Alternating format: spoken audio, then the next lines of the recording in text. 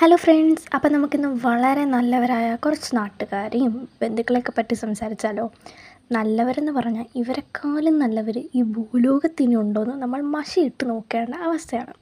കാരണം നമ്മുടെ മുഖത്ത് കുറച്ച് കുരുവോ പാടോ എന്തെങ്കിലും ഉണ്ടെങ്കിൽ നമ്മളെക്കാളും ഫ്രസ്ട്രേഷനാണോ ഇവർക്ക്. ഒരു രക്ഷയില്ല. അയ്യോ മോളെ, എന്താ ഇത്രയും കുരുവും പാട്, നീ എന്താ വാരി തേക്കുന്നത് എന്നൊക്കെയുള്ള ചോദ്യങ്ങൾ കൊണ്ട് ഇങ്ങെത്തും. ആദ്യമൊക്കെ ഇത് കേൾക്കുമ്പോൾ എനിക്ക് ഭയങ്കര വിഷമമൊക്കെ ഉണ്ടായിരുന്നെങ്കിലും ഇപ്പം കണക്കിന് രണ്ട് നല്ല മറുപടി കൊടുക്കില്ലെങ്കിൽ എനിക്കൊരു സമാധാനം ഇല്ലാത്ത അവസ്ഥയാണ്. ഫേസ് ആകുമ്പം മുഖക്കുരു, പാട് ഇതൊക്കെ വളരെ നാച്ചുറലാണ്. ഇനി അഥവാ അങ്ങനെ ഇല്ലാത്തവരാണെങ്കിൽ നിങ്ങൾ ലക്കിയാണല്ലോ. അതിന് നിങ്ങൾ ഹാപ്പി ആവും. എന്തിനാണ് ബാക്കിയുള്ളവരുടെ ജീവിതം തുലയ്ക്കാൻ വേണ്ടിയിട്ട് ചുമ്മാ കച്ച കെട്ടി ഇറങ്ങുന്നത്. ഇവരുടെയൊക്കെ ചോദ്യം കേട്ടാത്തൊന്നും നമ്മളെന്താ മുഖക്കൊരു മനഃപൂർവ്വം ഇങ്ങ് വാന്ന് പറഞ്ഞ് ഇൻവിറ്റേഷൻ കൊടുത്ത് വിളിച്ചു വരുത്തുന്ന പോലെ.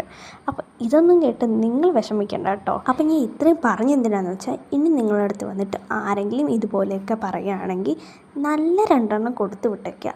ആരാണെന്ന് നോക്കണ്ട. കാരണം ബന്ധുക്കളാണെങ്കിലും ഇതുപോലുള്ളതൊക്കെ ശത്രുക്കളാണ്.